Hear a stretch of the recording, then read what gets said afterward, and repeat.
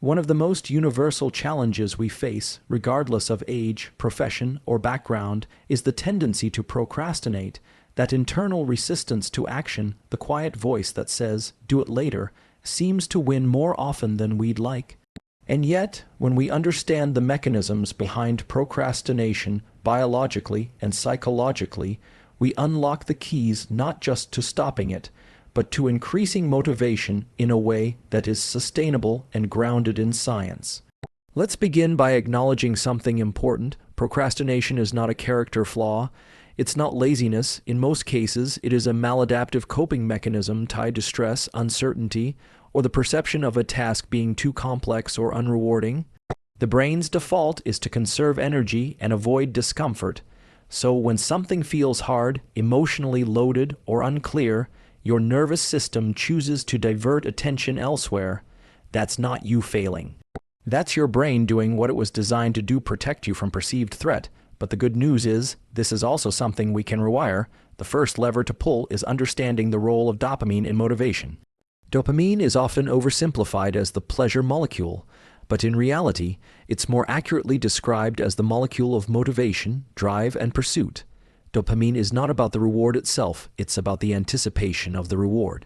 When dopamine levels are elevated, we're more likely to lean into effort even if the task is hard. So how do we increase dopamine in a healthy and controllable way? One strategy is to leverage what's called dopaminergic forward planning.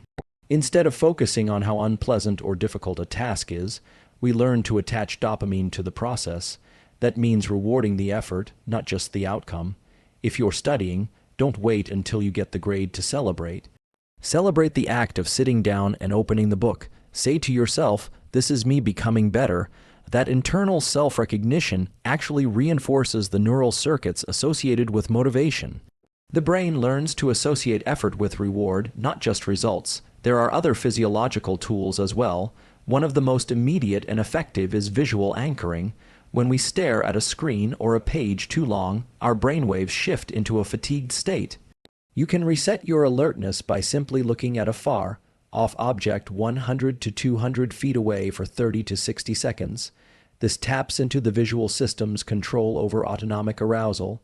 It increases norepinephrine and acetylcholine levels, neurotransmitters critical for focus and readiness to act. It's a simple behavior, but with measurable impact on your capacity to stay engaged. Another effective protocol involves deep diaphragmatic breathing, especially physiological sighs. A physiological sigh is a pattern of breathing where you inhale deeply through the nose, take a second smaller inhale on top of that, then exhale slowly through the mouth. This action offloads carbon dioxide from the bloodstream and rapidly reduces stress. It brings your autonomic state into balance and helps combat the inertia that procrastination thrives on. When you're in a calmer, more alert state, your ability to initiate action improves dramatically. Timing matters too. Circadian biology, your internal 24-hour clock, plays a major role in motivation. Dopamine levels are naturally higher in the first 8 to 10 hours after waking. This window is your biological prime time for focus, planning, and executing complex tasks. If you front-load your day with the hardest work, you are aligning your behavior with your neurochemistry. In contrast, tasks that are creative or open-ended are often better suited for later in the day when serotonin levels are higher and the mind is slightly more diffuse in its attention. Let's talk about friction because it's a concept often overlooked. When the brain perceives too many steps between now and the desired outcome, it resists. So the goal is to reduce friction. Break large tasks into microtasks actions that can be done in under 2 minutes. For example, don't say, "I need to write a report." Say, "I will open my laptop and write the first sentence." That's it. What happens next is interesting. The act of starting creates momentum. You've likely heard of Newton's first law: an object in motion stays in motion. That's not just physics. It applies to human behavior. Starting is the hardest part, but once started, the probability of continuing increases exponentially. Another tool that is particularly effective is limiting time rather than trying to extend it. Set a timer for 10 or 15 minutes. Tell yourself, "I'm only going to work for this brief period and then I'll stop." The brain finds it much easier to commit to short bursts. This is tied to the psychological principle of commitment bias. Once you begin a task, you are more likely to want to finish it to maintain cognitive consistency. After those 10 or 15 minutes, most people find they want to keep going. If not, take a break and repeat. These small wins accumulate. Over time, they shift your identity from someone who procrastinates to someone who takes action. Environment is another variable to control. The brain is highly sensitive to context. If your work environment is associated with distraction, like scrolling on your phone, your brain will associate that physical space with reward through novelty, not depth. Design your space with intention. Remove distractions. If your phone is your biggest source of interruption, put it in another room, not just in your pocket, not on silent. Physically separate it from your workspace. Studies show that even the presence of a phone reduces cognitive capacity. Your mind is always allocating some bandwidth to the potential for distraction. Sleep is a foundational factor. Chronic procrastination is strongly linked to sleep deprivation. Lack of sleep reduces dopamine receptor sensitivity in the prefrontal cortex, the area responsible for decision making and impulse control. It also elevates adenosine levels, which cause fatigue and diminish motivation. A consistent sleep schedule, anchored to a regular wake-up time and early morning light exposure, supports your entire motivational system. If you wake at the same time daily and get natural sunlight in your eyes within the first hour, you reinforce your circadian rhythm, optimize cortisol release, and enhance alertness throughout the day. Let's also address internal dialogue. The language we use to describe ourselves affects our behavior. If you constantly say, "I'm a procrastinator," your brain encodes that as identity, but identity is malleable. A more constructive phrase would be, "I sometimes procrastinate, but I'm learning tools to overcome it." That subtle shift opens the door to change. Language cues cognition, and cognition cues action. So speak to yourself with both honesty and possibility. There's a concept from behavioral psychology called implementation intentions. This is where you plan when, where, and how you'll perform a specific behavior. Instead of saying, "I'll work out tomorrow," you say, "I'll go to the gym at 7:00 a.m. and run for 20 minutes. That specificity creates clarity and reduces decision fatigue, which is another key contributor to procrastination. The more decisions you leave open-ended, the more your brain hesitates. But when the decision is made in advance, your likelihood of follow-through increases dramatically. There is also great value in leveraging social accountability. When you publicly commit to a behavior, you activate neural circuits involved in social standing and reputation. This can be a powerful motivator. For example, telling a friend, "I'll send you the first draft of my project by Friday," engages a different motivational system than keeping that goal to yourself. It's not about shame or fear, it's about creating structural support for the behaviors you want to engage in. Let's return to the nervous system for a moment. Chronic procrastination is often a symptom of nervous system dysregulation. If your baseline is anxious or exhausted, your capacity for motivation will be low. Tools like non-sleep deep rest NSDR, meditation, and even short walks can help regulate the nervous system and bring you back to a state of readiness. NSDR, for instance, which includes practices like yoga nidra, has been shown to replenish dopamine and accelerate learning. Just 10 to 20 minutes a day can have significant cumulative benefits. A final but crucial point involves self-compassion. People who procrastinate often berate themselves. They create a negative feedback loop. Delay leads to guilt. Guilt leads to avoidance. Avoidance leads to more delay. But neuroscience shows that self-criticism activates brain areas associated with threat, not change. In contrast, self-compassion activates regions involved in safety and regulation, like the ventromedial prefrontal cortex. When you treat yourself with understanding and curiosity rather than judgment, you create the conditions for adaptive change. Ask, "Why am I avoiding this?" not from a place of blame, but from a place of inquiry. Often the answer reveals an unmet need, clarity, confidence, energy, or support. Motivation is not a constant state. It is a dynamic, trainable process governed by biological and behavioral variables. The more tools you have, from dopamine regulation and breathwork to environmental design and cognitive reframing, the more leverage you have over your actions. The goal is not perfection, the goal is progression. If you can improve your ability to take action by just 5% each week, that compounds. Over time, you're not just overcoming procrastination, you're reshaping your brain, your habits, and your future. Let me know if you'd like a shorter version, visual slides to accompany this, or a version adapted for YouTube or podcast format. Absolutely. Here is the continuation of the speech in the same neuroscience, grounded, practical, and methodical style, extending for approximately another 2,000 words without headings or a concluding paragraph. Another essential concept when addressing procrastination and boosting motivation is task salience. Task salience refers to how important or meaningful the brain perceives a task to be. When a task feels disconnected from your identity or goals, it gets deprioritized by your cognitive system, especially when other stimuli offer immediate gratification. The brain is a value-based decision-making organ. It is constantly scanning for which action offers the highest anticipated return on investment of energy. This is not always rational, it's often emotional and habitual. So, one powerful way to override procrastination is to intentionally increase the perceived value or meaning of the task. Ask yourself why it matters, not just in the abstract, but in terms of personal narrative. What does completing this mean about who I am or who I want to become? These kinds of reflective questions re-engage the prefrontal cortex and begin to shift the task from irrelevant to significant.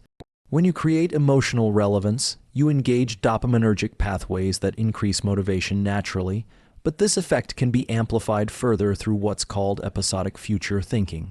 This is a practice where you mentally simulate what your life looks like in the future if you complete the task, and also what it looks like if you continue to avoid it. Visualizing outcomes lights up the brain's default mode network and enhances long-term decision making. If you see yourself succeeding and can attach a positive emotional tone to that vision, your motivation systems will more readily orient toward that goal. Importantly, this is not just abstract imagination. When you envision specific details where you are, what you're doing, how you feel, your nervous system registers those events as more likely, which influences your behavior in the present. Equally important is understanding the role of micro rewards in sustaining motivation. The brain thrives on feedback. If a task takes hours or days to complete with no reinforcement, motivation tends to drop. But when you design small checkpoints, such as finishing a paragraph, solving a problem, or completing a set of actions, and you acknowledge those wins with even a simple yes or physical movement like a fist pump, you increase dopamine in a controlled, sustainable way. These micro rewards are not about indulgence, they're about reinforcement. Over time, your nervous system learns to crave the process, not just the product, and that is the essence of self-driven motivation. There's also a layer of behavioral conditioning that can support or sabotage your ability to follow through. Many people unknowingly train themselves to associate starting work with discomfort. They sit down, they feel overwhelmed, and they try to force productivity. Over time, the brain links the act of starting with stress, and procrastination becomes a conditioned escape response. You can counteract this by pairing the start of work with something pleasurable, not as a distraction, but as a neural bridge. For example, playing a particular song you enjoy only when you're beginning a task, or drinking a cup of tea that's associated with focused effort. These cues, if used consistently, create a Pavlovian effect where the brain begins to associate the start of work with something positive. Understanding how the autonomic nervous system influences productivity is another key insight. The autonomic nervous system has two main branches: sympathetic, which mobilizes you for action, and parasympathetic, which helps you rest and digest. Neither state is inherently good or bad, both are necessary, but procrastination often comes from being stuck in a kind of freeze response where neither system is fully activated. You're not alert enough to move forward, but not relaxed enough to recover. Movement is the solution. Even 3 to 5 minutes of light, physical activity, walking, jumping jacks, mobility drills, can shift your physiology out of freeze and into flow. This is not incidental. Movement drives neurochemistry. It increases epinephrine, primes the motor circuits, and signals to the brain that it's time to engage. Hydration and nutrition also play a much larger role in motivation than most people realize. Even mild dehydration around 1 to 2% can significantly impair cognitive performance, reduce alertness, and increase fatigue. The same is true for blood glucose instability. If your blood sugar crashes in the middle of a work session, you'll likely find yourself reaching for distractions or quitting altogether. To optimize motivation, ensure stable energy through balanced meals containing protein, healthy fats, and complex carbohydrates. Avoiding high-sugar foods that cause spikes and crashes is a small but high-average move. Also, consuming caffeine early in the day, ideally 90 to 120 minutes after waking, can enhance alertness without causing an afternoon crash or interfering with sleep. Timing and dosage matter as they directly influence adenosine clearance and cortisol rhythms. Another significant contributor to procrastination is the mismanagement of mental energy. Many people treat their cognitive resources as if they are infinite. But the prefrontal cortex, the area responsible for planning, focus, and decision-making, fatigues over time. It can't operate at full power all day, so we need to structure our work around this reality. Use your peak energy hours usually within the first 4 to 6 hours of waking for your hardest, most cognitively demanding tasks. Use lower energy periods for logistical or routine work. This matching of task demand with energy availability is how high performers get more done in less time. It's not about willpower. It's about respecting how your brain works best. To go even deeper, there's a practice known as interleaved learning that has implications for how we sustain motivation during long or difficult projects. Rather than working on one thing continuously for hours, interleaved learning involves switching between related tasks at structured intervals. For example, writing for 25 minutes, then reading or outlining for 10 minutes, then returning to writing. This variability keeps dopamine levels more stable, reduces cognitive fatigue, and enhances retention. It also mirrors how the brain naturally learns through cycles of focus and reflection, not continuous linear effort. So instead of viewing tasks, switching as a distraction, you can use it strategically to stay engaged. Let's also consider the emotional undercurrent beneath procrastination. Often, it's not laziness but fear. Fear of failure, fear of imperfection, fear of judgment. These fears activate the amygdala, the brain's threat detection center, and cause us to retreat into comfort behaviors. One of the most effective antidotes is exposure, not in the therapeutic sense necessarily, but in a behavioral one. Start before you're ready, take one imperfect action, make one rough draft. The goal is to break the illusion that you need confidence before you begin. In reality, confidence is a byproduct of repeated action. As you gather small successes, your brain rewires its threat response. What once felt dangerous becomes doable. Journaling is another tool that can clarify intentions and reduce mental clutter that leads to procrastination. A simple daily practice of writing down what you want to accomplish, why it matters, and what the next small step is, has powerful neurological effects. Writing externalizes internal thought, activates the lateral prefrontal cortex, and reduces amygdala activity. This shift from rumination to action planning clears the path for focused effort. Even 5 minutes of reflective writing can be the difference between a distracted day and a productive one. When it comes to motivation, group dynamics also matter. Humans are social animals. We co-regulate with others, often unconsciously.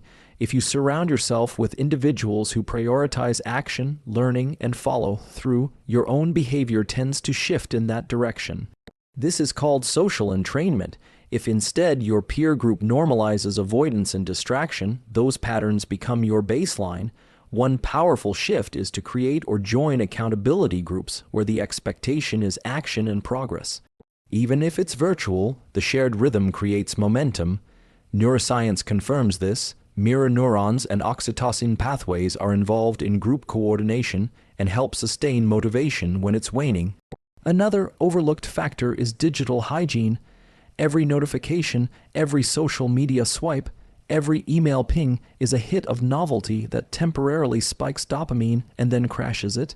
Over time, this creates a distorted reward landscape where deep work feels dull and shallow distraction feels rewarding. To recalibrate, implement blocks of time where all digital interruptions are disabled. No phones, no tabs, no alerts. During this window, your brain begins to remember what sustained attention feels like. The initial discomfort fades, and a different kind of satisfaction emerges, one rooted in depth, presence, and real progress.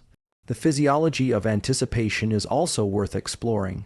When you anticipate doing something unpleasant, your brain often amplifies the discomfort in advance. This is known as anticipatory anxiety. The interesting part is that the actual experience is almost always less painful than the brain's prediction. Knowing this, one effective technique is called the 5-minute rule. Commit to doing a task for just 5 minutes with full permission to stop after. Most of the time, the anticipation dissolves after those 5 minutes and continuing becomes easier. This works because the prefrontal cortex overrides the limbic system once action begins. You're interrupting the prediction loop with lived experience. The rhythm of recovery also plays a critical role. Chronic procrastination can sometimes be the nervous system signaling burnout or overextension. If you never rest, true rest, not numbing or passive distraction, your body will find a way to force it, often through avoidance or collapse. Build intentional recovery into your routine. Nature walks, music, none. Sleep, deep rest, laughter, or time spent in environments without goal pressure. These practices rebalance your neurochemistry and restore your capacity to engage with challenge. The key is alternating cycles of stress and recovery, not constant acceleration. There is also value in embracing imperfection as part of the motivational process. Perfectionism is often the intellectual disguise of procrastination. The belief that something has to be done perfectly prevents it from being done at all. But from a neuroplasticity perspective, progress depends on iteration, not perfection. Each repetition strengthens the circuitry. Each attempt, even a messy one, builds skill and confidence. When you release the need to get it right the first time, you free up enormous cognitive bandwidth for creative problem solving and risk-taking. The brain doesn't need perfection to improve. It needs feedback and repetition. Finally, ritual can be a powerful neurobiological cue for switching into action. A ritual is a predictable, intentional set of behaviors you perform before a work session.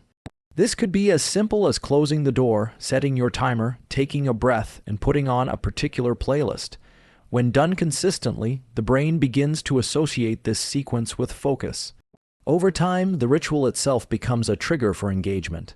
This is how athletes, artists, and top performers prime their nervous systems for peak states. You don't need motivation to begin. You need a reliable gateway into your routine. Ritual provides that. These mechanisms, from breath to behavior, from sleep to social context, all contribute to a larger framework for motivation. It's not about having a single strategy. It's about building a system that supports consistent action.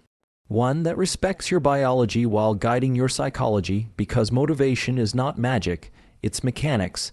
When you understand the system, you gain the power to influence it, and from there, transformation is no longer a mystery.